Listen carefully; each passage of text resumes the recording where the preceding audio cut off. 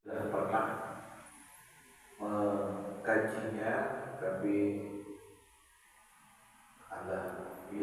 Allah bisa karena biasa. Nah, begitu kata Bapak. Harus dikaji tiap sesering mungkin, dikaji ulang terus supaya semakin mudah lagi. Nah, bahasan kita sekarang masuk kepada syarat wajib puasa.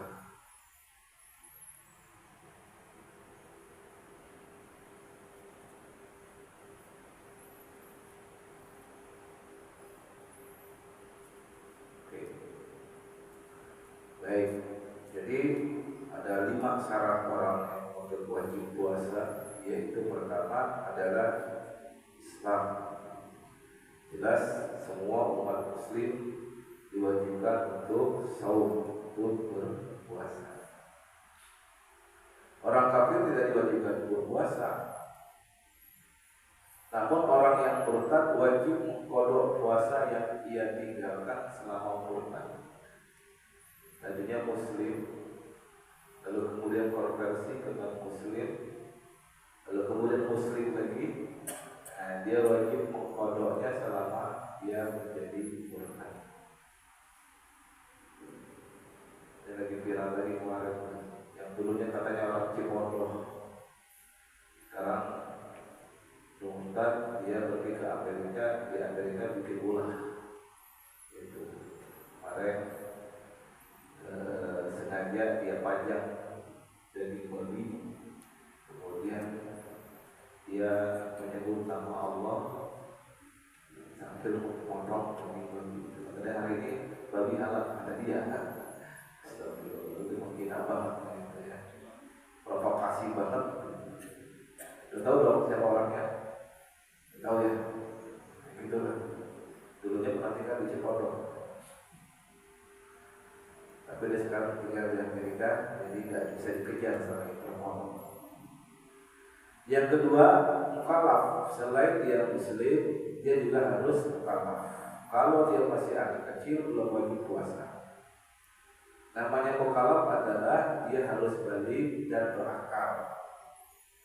Balik itu tandanya adalah kalau laki-laki dewasa pertama kali.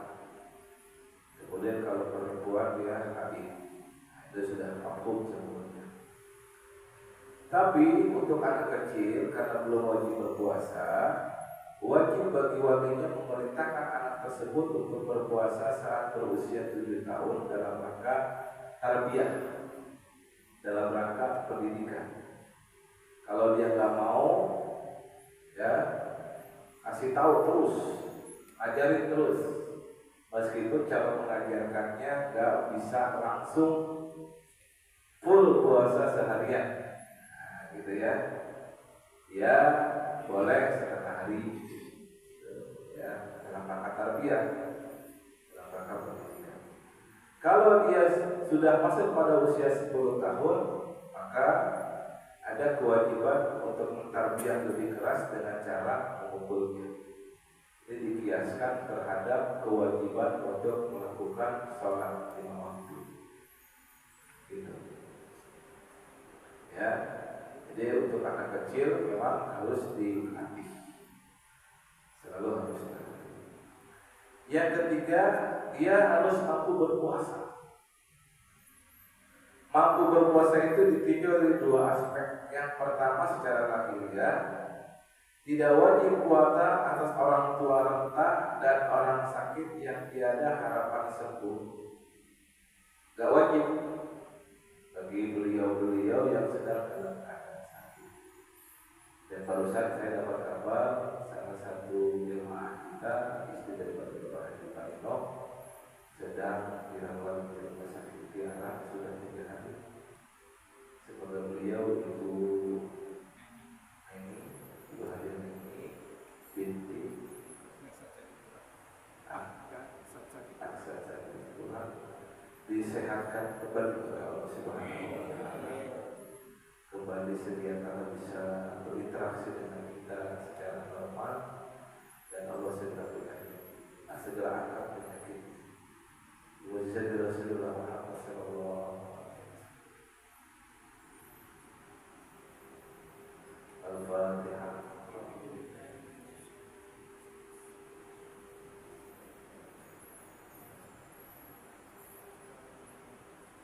juga ada di antara jamaah yang sedang sakit hari ini paksakan diri untuk sholat fardu berjamaah dari ikut pengajian. Sehat Pak Haji ya, Pak Haji sehat ya. Baik, mampu berpuasa dalam artian secara lahiriah, maka tidak wajib puasa atas orang tua renta dan orang sakit yang tidak harapan sembuh. Dan aspek yang kedua adalah secara syariah tidak wajib berpuasa atas wanita haid dan nifas. Paham ya, tentang haid dan nifas sudah kita bahas dalam kajian fikih sebelum-sebelumnya. Dan tentu saja harus sehat. Tidak wajib berpuasa atas orang sakit, yakni yang sakit jika ia berpuasa dikhawatirkan nanti meninggal dunia gara-gara puasa. Yang kedua, memperlambat kesembuhan atau makin bertambah sakit. Namanya uzur kan? Uzur. Yang kelima adalah wajib berpuasa bagi orang yang mukim. Mukim itu yang tinggal di daerah itu dan berketerusan. Tidak wajib puasa bagi orang sedang melakukan perjalanan jauh, musafir. Dengan ketentuan safarnya adalah jaraknya sepanjang 83 km. Jakarta Bogor berapa kilometer Pak? 60 km kalau dihitung dari 0 kilometernya di Cawang. Ya kan? Tapi kalau dihitung dari Cimondro dia muter dulu 50 km ke Teluk Naga terus sampai Bogor dan mencapai kilometer 83. Nah itu masuk satu marhalah disebutnya. Atau dia ke Batu dulu, ke Kulon dulu, dia ke Serang, dari Serang ke Pandeglang, dari Pandeglang kemudian ke Rangkas Bitung, Rangkas Bitung lewat Jasina. Nah itu 83 km lebih dari itu. Tapi kalau nembus lurus dari sini lewat BSD Serpong ke Cisauk ke Bukit, ya itu jalurnya Pak Adam naik sepeda, terus ya sampai ke Boman, sampai ke mana, sampai ke Karenter, ya itu sampailah ke Kabupaten Bogor, itu nggak sampai 83 km. Oke, jadi tergantung jarak tempuh yang diambilnya. Maka ketika dia musafir itu tidak wajib puasa. Namun musafirnya jangan yang untuk tujuan yang haram. Gitu. Yang halal, sunnah dan mubah masih boleh. Tapi kalau yang haram dalam rangka maksiat, misalkan lomba lari anjing, misalkan begitu. Karena di daerah Bukit itu ada banyak orang lakukan lomba lari anjing, gitu, ya. Atau dalam rangka berjudi, atau dalam rangka transaksi sabu, misalkan. Nah itu dilarang, ya, nggak bisa, nggak masuk tuh yang disebut dengan safar kalau begitu. Dan safarnya persyaratannya memulainya sebelum fajar. Wah ini agak ini ya, agak nanti ada khilafiyah di sini, ya. Ada khilafiyah, apakah memulainya sebelum fajar atau setelah fajar. Intinya bagi yang mukim ini maka wajib baginya. Ustaz, gimana kalau kerjaannya adalah safar terus? Pilot, ya kerjanya safar terus tuh Pak. Pilot. Ya utamanya sih menurut Al-Quran tidak utamanya dia nahan, utamanya dia puasa. Kalau dia nggak bisa berpuasa, maka kewajibannya adalah qadha di hari yang lain di mana dia tidak sedang melakukan safar. Gitu ya, jadi nggak usah dibikin rumit atau cari-cari alasan gitu, untuk tidak berpuasa. Oke, sudah cukup ya syarat wajib puasa ini menurut fikihnya. Lalu syarat sah puasa, bila semua syarat terpenuhi maka puasanya sah. Nah, tadi ya, kalau itu wajibnya, ini sahnya. Kalau dia tetap Islam, seorang keluar dari Islam walaupun sebut saja maka puasanya nggak sah. Hari ini dia niat puasa, siang dia kemudian murtad jam 11 siang. Tapi kemudian dikasih tahu sama tetangganya, jangan begitu. Dikasih dalil-dalil segala macam, sadar dia. Yang 2 masuk Islam lagi. Yang itu gimana? Sah nggak puasanya? Tetap tidak sah, karena udah murtad. Maka harus diganti di hari berikutnya. Gitu ya. Itu kasuistik dan itu banyak terjadi. Ya. Dan biasanya itu terjadi dalam saat proses mempertahankan Islam. Seperti pada saat peperangan dulu ya, antara Quraisy dengan umat Muslim. Yang kemudian yang kedua adalah syarat sah terpenuhinya puasa adalah berakal. Bila seseorang hilang akalnya karena gila walaupun sebentar, maka tidak sah puasanya. Apa sih yang disebut dengan gila? Gila itu udah gak sadar dalam artian bukan gak sadar secara fisik, tapi gak sadar secara akal. Gitu ya. Kita membahasakan gila itu bahasa sekarang dengan ODGJ, orang dalam gangguan jiwa, ODGJ. Nah, walaupun sebentar gilanya maka tidak sah puasanya. Di lain hari harus diqadha.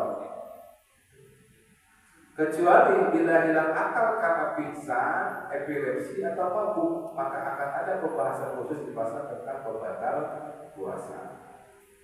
Gitu ya. Baik.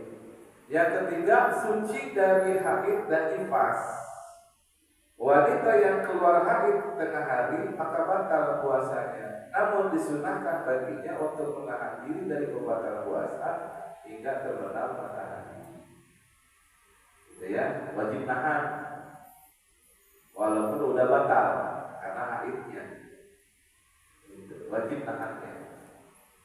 Ibu-ibu ya, terutama ibu-ibu muda, kecuali yang sudah menopause. Kalau sudah menopause bebas ya, bebas melaksanakan syariat Islam. Kalau yang masih haid, nah ini perlu diketahui. Kalau misalkan dia saum niat pagi-pagi sebelum fajar sudah berniat untuk saum, lalu kemudian jam 9 pagi keluar haid, ya, kemudian wajib baginya menahan, tapi juga wajib baginya nanti di hari yang lain untuk mengqadha. Yang keempat, mengetahui bahwa hari tersebut sah untuk berpuasa. Yakni mengetahui bahwa hari tersebut bukan termasuk hari yang dilarang berpuasa.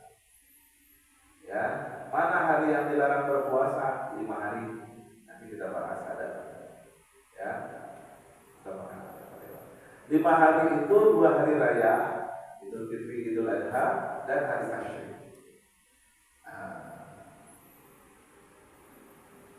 Atau hari yang syak, hari yang ragu-ragu. Ya, seperti kemarin hampir ragu-ragu tuh. Ya, kalau nggak ada pengumuman dari pemerintah maka menjadi ragu. Puasa nggak ya, puasa nggak ya. Makanya harus yakin. Kalau misalkan ada ormas tertentu, misalkan sudah mengumumkan hari tertentu sudah harus saum, maka yang berafiliasi terhadap ormas itu harus mengikuti fatwa daripada para ulamanya. Sepanjang dia belum bisa membuat fatwa sendiri, kecuali dia sudah bikin fatwa sendiri, ada ilmunya, gitu ya, nggak sekedar ikut-ikutan. Tapi kalau yang belum memiliki kemampuan untuk memiliki fatwa sendiri, maka dia harus manut sama keputusan yang dibikin oleh ulama setempat. Begitu ya. Dan kalau kemarin alhamdulillah di Indonesia negara hadir, ya, negara hadir dalam menentukan jadwal kaitannya dengan ibadah melalui sidang hisab dan ru'yah.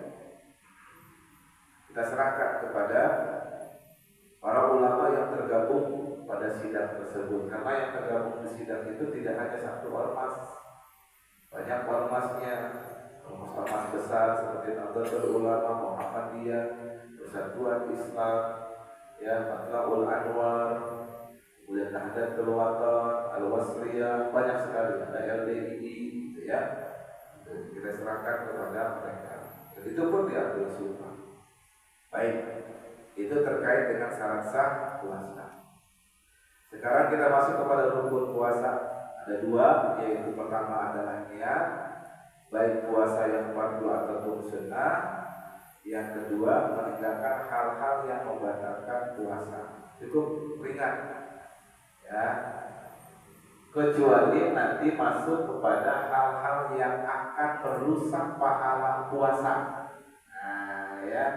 Kalau secara fikih, hal-hal yang terkait dengan sesuatu yang membatalkan puasa itu adalah hukum. Niat puasa fardu yaitu sejak mulai maghrib hingga terbit fajar. Para ulama menganjurkan untuk mengulang-ulang, ya, mengulang-ulang. Wajib menentukan puasa yang dilakukan, artinya tekstualnya harus disebut. Ini lakukan puasa apa? Contoh, nawaitu shauma ghadin an ada ifadhi syahri ramadhana hadhihi sa'ati fadlillahi ta'ala. Ya, niatku berpuasa esok hari dan ada ifadhi syahri ramadhana, dari kedatangan kefarduan berpuasa di bulan Ramadan, ya. Hadhihi sanati, ini tahun, itu benar-benar takyid tuh, jelas.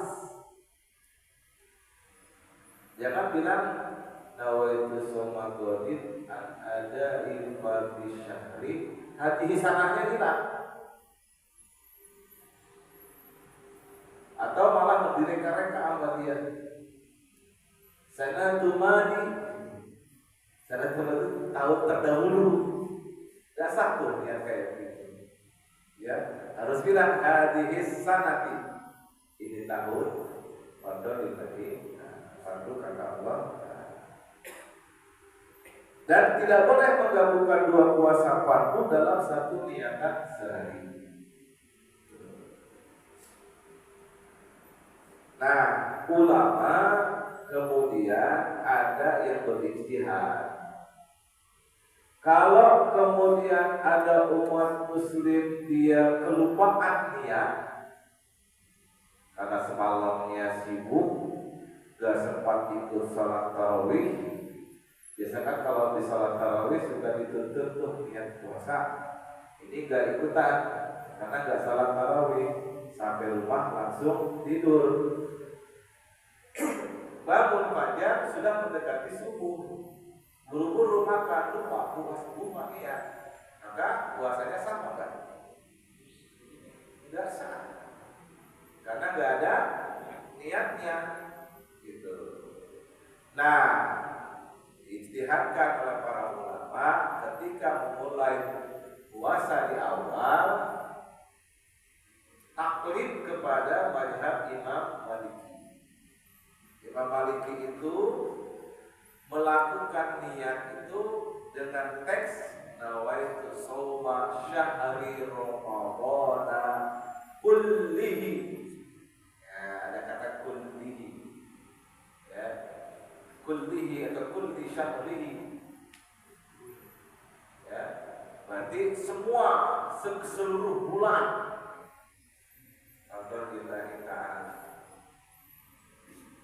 taklidan lil imami maliki. Nah, itu. Boleh itu saat itu untuk niat puasa 1 bulan penuh sebagaimana yang dilakukan oleh Imam Malik.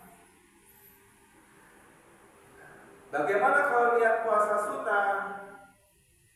Kalau niat puasa sunnah wajib berniat dari maghrib hingga tergelincir matahari. Jadi niatnya lebih fleksibel. Jadi dicontohkan oleh Rasulullah Muhammad SAW masuk pagi setelah sholat subuh, beliau nanya sama Ibunda Aisyah, ada makanan apa di rumah puasa apa? Tidak ada makanan apa-apa yang masuk. Riwayatnya Rasulullah SAW sampai nggak ada makanan di rumahnya. Kita mah nggak ada makanan, nasi mah ada ya. Alhamdulillah.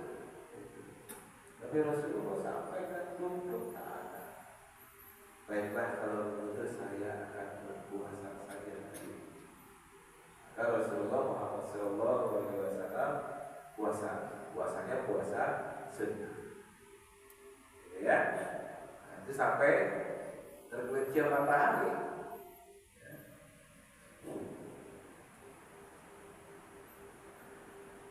Yang tidak wajib takyid kecuali puasa yang memiliki waktu tertentu seperti Arafah, itu harus dijelaskan.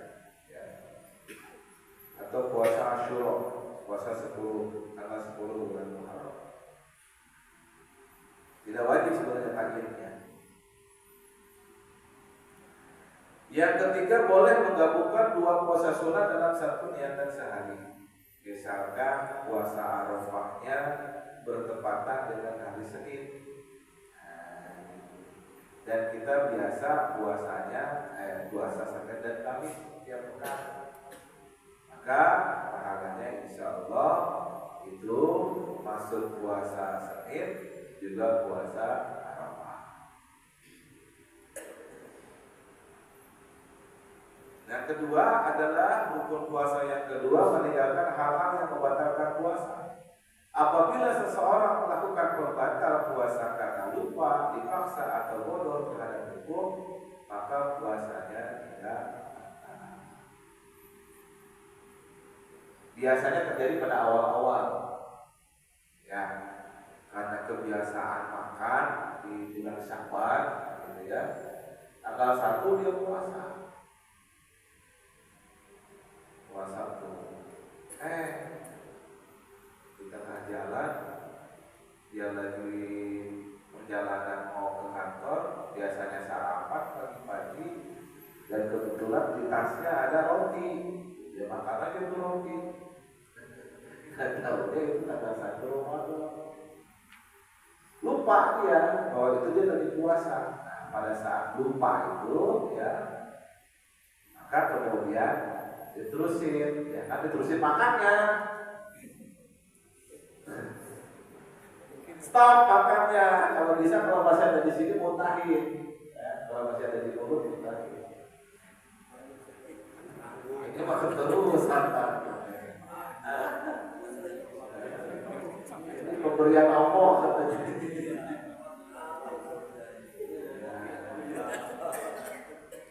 Tangguhlah sekalian kopi letehnya gitu. Seperti kemarin hari pertama kan Selasa ya, hari apa tuh? Kalau kemarin kita mulai, lalu kita ngaji lagi kan, saya kaget tuh ada makan, ada itu lagi. Rupanya kita berdoa. Oke. Maka terhadap niat puasa harus ada beberapa hal sebagai syarat. Bila ada satu syarat yang luput, maka niatnya tidak sah. Karena niatnya tidak sah, maka tidak sah pula puasanya, karena niat itu menjadi rukun. Yang pertama adalah tabjid, yakni meniatkan puasa pada malam harinya sejak maghrib hingga terbit fajar. Gitu, tetapkan ya. Bisa diulang-ulang terus, mulai dari maghrib, setelah tarawih, mau tidur, ya. sahur, menjelang imsak, ya, terus diulang-ulang. Karena memang kalau nggak diulang-ulang, biasanya manusia itu akan terpengaruh ya, oleh afirmasi-afirmasi yang terjadi. Maksudnya apa Ustaz? Kalau kita sering ngomong saya kuat, itu bisa kuat. Saya bisa, insya Allah bisa. Kan gitu, ya. Kecuali dia bilang, saya nggak bisa, terus saya nggak bisa, kalau dia ngomong nggak bisa. Tapi kalau kita afirmasi positif, insya Allah bisa. Makanya kemudian niat itu harus diulang-ulang. Ajarin anaknya, ayo lihat dulu. Mak bawel banget dari tadi udah niat juga, kagak bukan apa-apa biar lu kuat. Iya kuat, iya saat itu kuat, tapi jam 9, jam 10 udah gak kuat. Gitu ya, kalau anak-anak kita itu begitu. Kalau apa malah kita dulu, waktu kecil ya. Yang kedua ta'yin, yakni menentukan puasa yang akan dikerjakan, yakni puasa Ramadan. Tadi sudah kita sebutkan ya. Yang ketiga adalah takrar atau takrir, yakni memperbarui niat setiap malamnya, tidak cukup hanya berniat di awal bulan. Ini menurut mazhab Imam Syafi'i. Gitu ya. Terus diulang-ulang. Nah ini syaratnya. Harus sering diulang-ulang ya. Oke. Begitu tentang niat Bapak. Sekarang kita masuk kepada kesunahan puasa. Yang pertama, menyegerakan berbuka saat telah yakin masuk waktu maghrib. Nah, saya sekalian ngomong nih. Coba lihat jam tangan kita. Sekarang jam berapa? 5:47 ya. Jam kita jam berapa? 4:09. Lewat 2 menit. Hari pertama Ramadan udah aja 2 menit lagi mau puasa. Waduh, kacau nih saya bilang. Bisa merusak ibadah. Nah, ini ada Pak Ketua sekalian nih ya. Mohon Pak Ketua ini diperbaiki atau dikasih catatan, jangan ajar kecuali ditambahkan 2 menit dulu. Nah, gitu. Ya karena itu kecepatan 2 menit masih kita. Tadi pun subuh begitu. Kalau yang sama muadzin yang sering saya ketemu, saya bilang tambahin dulu 2 menit. Lalu aja. Nah barusan itu karena saya jarang ketemu, itu udah aja duluan. Ya jadi yang dikit. Gimana Pak? Iya, karena bunyinya kalau ini settingnya settingnya duluan. Jadi mohon ditunggu. Setting ulang pastinya itu ya. Tapi jam itu sama nggak? 5:48 itu sama lebih 2 menit juga gitu ya. Nah, sekali lagi, jadi ini berbahaya kalau misalkan kita keduluan aja batal puasa kita, padahal tinggal 20 menit lagi. Siapa yang salah? Kita semua yang abai. Ya, bukan hanya pengurus, tapi kita semua yang tidak memberikan peringatan. Ya, baik. Yang kedua, berbuka dengan rutop, kurma basah dengan kurma yang kecil. Ini kita lihat. Saya juga ini baru tahu nih, ya. Ada beda-beda nih kurma, namanya rutop, kurmanya basah. Ada buser, kurma mentah sebelum menjadi rutop. Ada tamar, kurma yang kering. Nah, jadi kurma yang ada di kita kebanyakan udah jadi kering. Sudah ada proses pemetikan sampai masuk ke negara kita sudah melalui waktu yang lama. Nah, yang rutop ini jarang kurma basah. Kecuali orang dari umroh, pulang umroh bawa rutop. Gak tahu sekarang ada nggak di pasaran rutop? Online-nya dari negeri lain, dari Tunis langsung. Oh, ongkos kirim? Enggak, langsungnya agen di sini. Ada agennya. Seperti ada di pasaran di Indonesia sudah ada ya. Nah ini kalau untuk kurma basah ya. Tapi nggak apa-apa kalau misalkan punyanya cuma amar atau kurma kering. Kita karena tradisi Rasulullah SAW sering menggunakan untuk ya sahur. Ya ini sunnah. Meskipun dengan seteguk air. Waktu sahur mulai dari tengah malam, yang paling utama adalah sahur dengan kurma. Tapi kalau kita berpuasa tidak hanya sekedar menahan lapar dan haus bapak-bapak, jangan anggap sahur itu harus selalu makan, gitu ya. Yang paling penting adalah niatnya. Bisanya sahur itu cukup hanya dengan kurma dan seteguk air putih tidak apa-apa. Karena saking rajinnya dia ibadah. Malam hari mulai jam 2 pagi. Karena ingat dengan hadis Rasul yang sering saya sampaikan. Masih ingat hadis Rasulnya? Yang Allah menyeru ana al-malik, ana al-malik. Aku adalah maharaja, aku adalah maharaja. Man jalladhi yad'uni wa astajib lahu. Man jalladhi yas'aluni fa u'tiyah. Man jalladhi yastaghfiruni fa aghfir lahu. Siapa orang yang memohon kepadaku, berdoa kepadaku, niscaya aku jawab. Siapa yang meminta kepadaku, niscaya aku beri. Siapa yang memohon ampunan kepadaku, niscaya aku ampuni. Mulai sepertiga malam awal sampai dengan sepertiga malam akhir. Terakhir dia tuh lupa sama sahur. Tapi dia karena niatnya kuat, gak makan sahur, ya gak apa-apa. Misalkan gitu, ya. Karena memang waktu sahur itu sebenarnya bukan hanya sekedar waktu untuk makan atau minum, tapi yang paling utama atau lebih daripada itu adalah bagaimana mendekatkan diri kepada Allah agar bisa mendapatkan ampunan dari Allah. Karena saum itu yang paling penting nanti, sebagaimana sabda Rasulullah, khaba wa khasara, khaba wa khasara, khaba wa khasara. Sungguh merugi, sungguh celaka dan merugi, celaka dan merugi, celaka dan merugi. Ditanya oleh sahabat, "Man ya Rasulullah, siapa ya Rasulullah?" Man adraka Ramadan lam yaghfirlah. Siapa orang meninggalkan Ramadan tapi tidak mendapatkan ampunan dari Allah Subhanahu wa taala.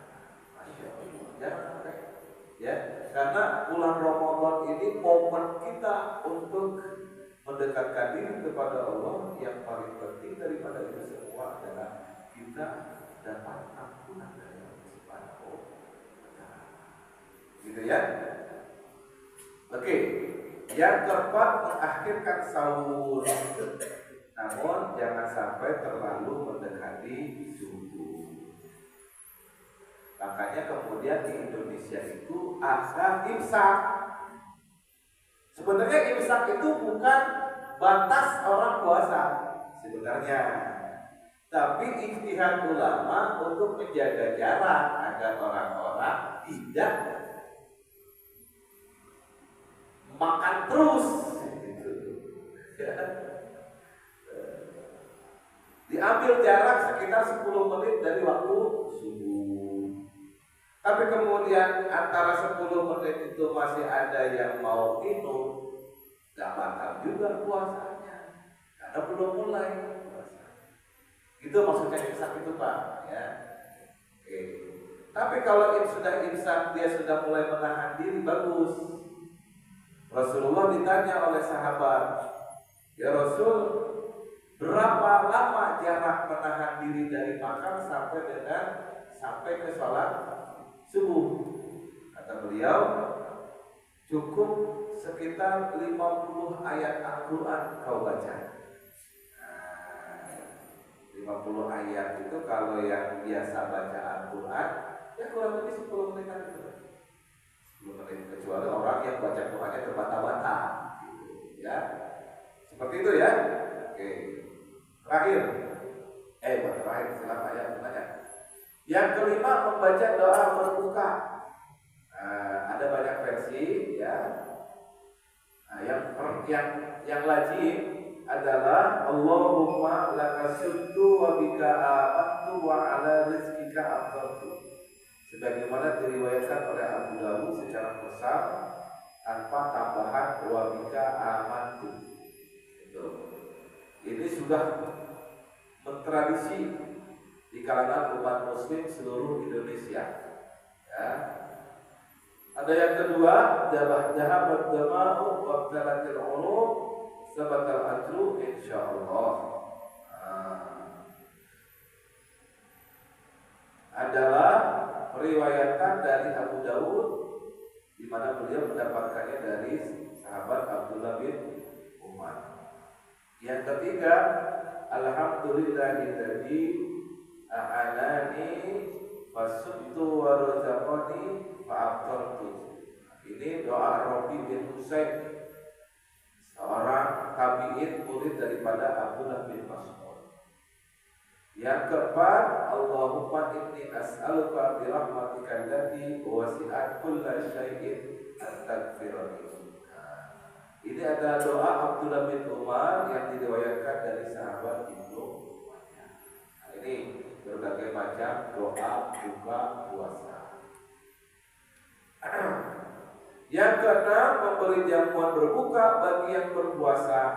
Kesunahan ini diperoleh walaupun hanya menghidangkan air putih atau satu butir kurma, namun yang lebih utama adalah hidangan yang mengenyangkan. Sebagaimana saat Rasulullah SAW berkhutbah pada akhir bulan Sya'ban menjelang Ramadan, wahai manusia, kenang-kenanglah laparmu di bulan Ramadan ini sebagaimana saat nanti di alam mahsyar. Jadi kita lagi latihan lapar di bulan Ramadan itu nanti bisa dialami di alam mahsyar. Berikanlah kebahagiaan kepada mereka yang sedang berpuasa dengan memberikan pembatal puasa meskipun dengan sebutir kurma atau seteguk air. Itulah kemudian yang menjadi anjuran dari Rasulullah Muhammad SAW untuk memberikan buka puasa, sedekah buka puasa kepada orang yang sedang berpuasa.